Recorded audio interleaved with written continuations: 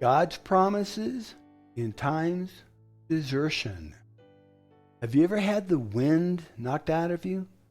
Maybe when you were a child, a bully came up to you and hit you in the stomach, leaving you unable to breathe. It is a terrifying feeling. Sometimes things happen to us that leave us feeling helpless and like we're going to die. And sometimes these things are physical events, and sometimes they are emotional. Sometimes we're caught off guard and find ourselves deserted and abandoned by our very own family. Everything around us seems to be falling apart. It is in these times that God has promised us in times of desertion to defend us, to protect us, and to provide for us.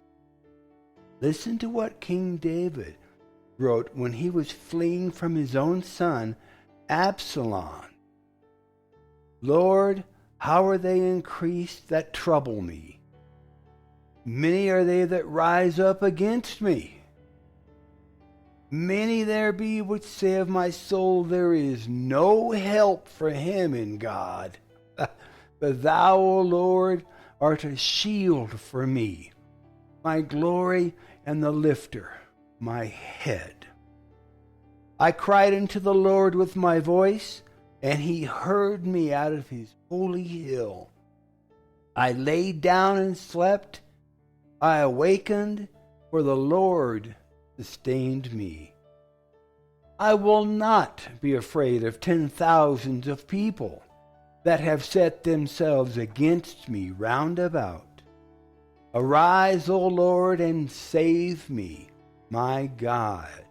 For thou hast smitten all my enemies on the cheekbone, and you've broken the teeth of the ungodly. Salvation belongs to the Lord. Thy blessing is upon thy people. God's promises in times of desertion are for all of us who have suffered at the hands of those around us. It does not matter if it was your husband who deserted you. It does not matter if it was your wife who deserted you. It does not matter if it was your parents who deserted you. The promises of God in your times of desertion are true, and you can count on Jesus to do what he has promised he would do. I want you to close your eyes, if you can, and just listen to some of these promises. Isaiah 62, verse 4. There shall no more be termed thou shalt no more be termed forsaken, neither shall thy land any more be termed desolate, but thou shalt be called Hephzibah, which translated means, my delight is in her. And thy land, Beulah, which translated means to marry. For the Lord delights in thee, and thy land shall be married. Isaiah 62, verse 4. Isaiah 49, verses 15 and 16. Can a woman forget her suckling child, that she should not have compassion on the son of her womb? Yea, they may forget, yet will I not forget thee. Behold, I have graven thee, I have marked thee, you, on the palms of my hands. Thy walls are continually before me. Isaiah 49, 15 and 16. Deuteronomy 31, 6. Be strong and of good courage. Fear not, nor be afraid of them. For the Lord thy God, he it is that does go with thee. He will not fail thee, nor forsake thee. Deuteronomy 31:6. In Psalm 68, 4, 5, and 6, it tells us, sing unto God, sing praises to his name.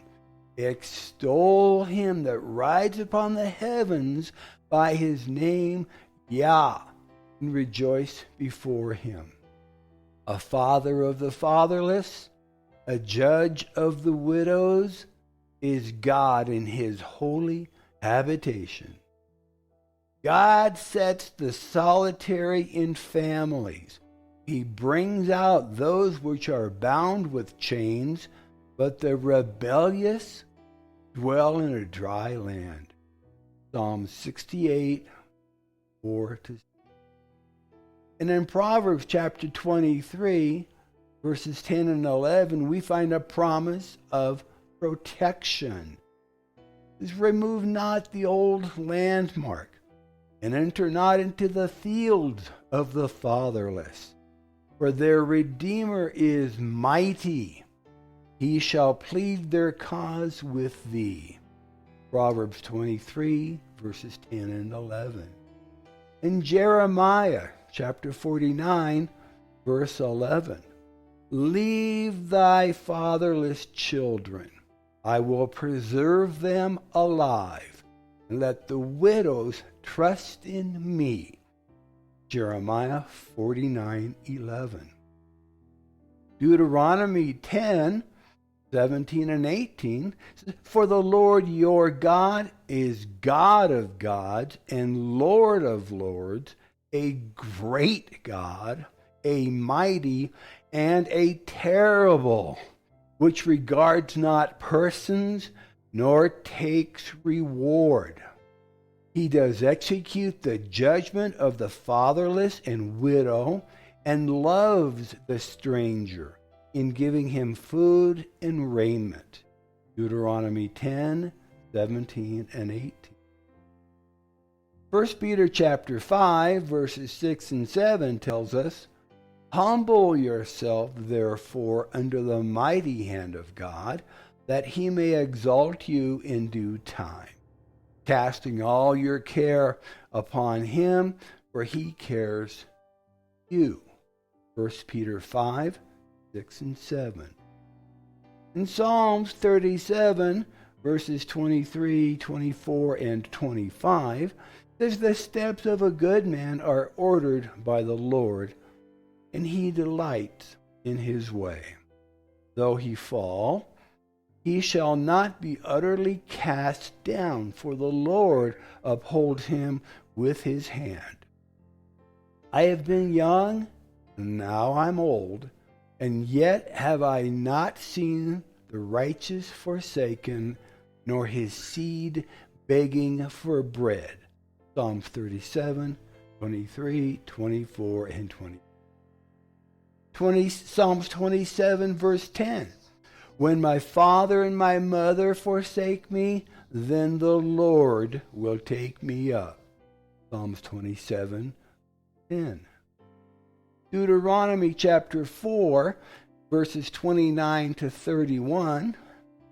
But if from thence thou shalt seek the Lord thy God, thou shalt find him, if thou seek him with all thy heart and with all thy soul. When thou art in tribulation, and all these things are come upon thee, even in the latter days, if thou turn to the Lord thy God, and shall be obedient unto his voice, for the Lord thy God is a merciful God, he will not forsake thee, nor destroy thee, nor forget the covenant of thy fathers which he swore unto them. Deuteronomy chapter 4, verses 29 to 31.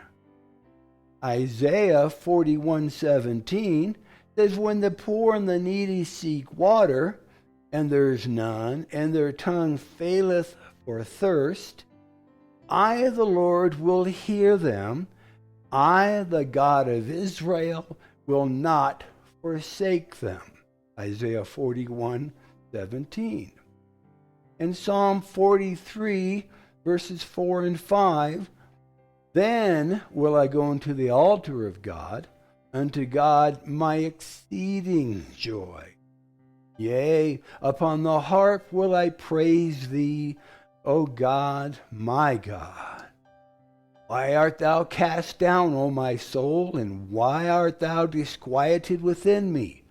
Hope in God, for I shall yet praise him, who is the health of my countenance and my God. Psalms 43, verses 4 and 5.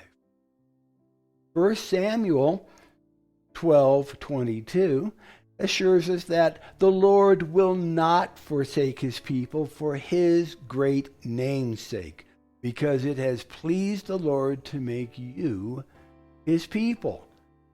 1 Samuel 12:22. Over in Romans 8:31, what shall we then say to these things? If God be for us, who can be against us? Romans 8:31. Jeremiah 33:3. Call unto me, and I will answer you, and I will show you great and mighty things which you do not know. Jeremiah 33. Without a doubt, desertion is one of the hurtful experiences that we could ever go through. One of the most hurtful experiences we could ever. It is something that is hard to share with others, and it is often difficult to deal with, even in the church. But God's promises in times of desertion are for all of us who have suffered at the hands of those around us. It does not matter if it was your husband who deserted you and left you with the children. It does not matter if it was your wife who deserted you and took off with your best friend. It does not matter if it was your parent who deserted you and left you alone in a strange place.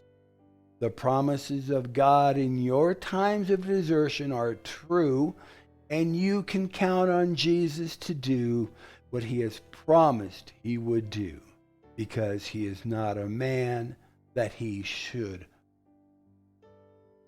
So what does matter is that you call out to the Lord, ask him to help you, and then trust him to do what he has promised he will do. I can personally testify and tell you that our God is faithful, and that I know from first-hand experiences that this is all true, and that the Lord will never forsake you, he will never leave you, nor will he ever mistreat you. I'm Pastor Steve, and our church is La Viña de Gracia in La Caleta, Colombia. We invite you to join us if you can as we continue in our services and worship time. So until next time, may the Lord richly bless you, prosper you, and keep you safe as you follow hard after him. And we'll see you next time. God bless.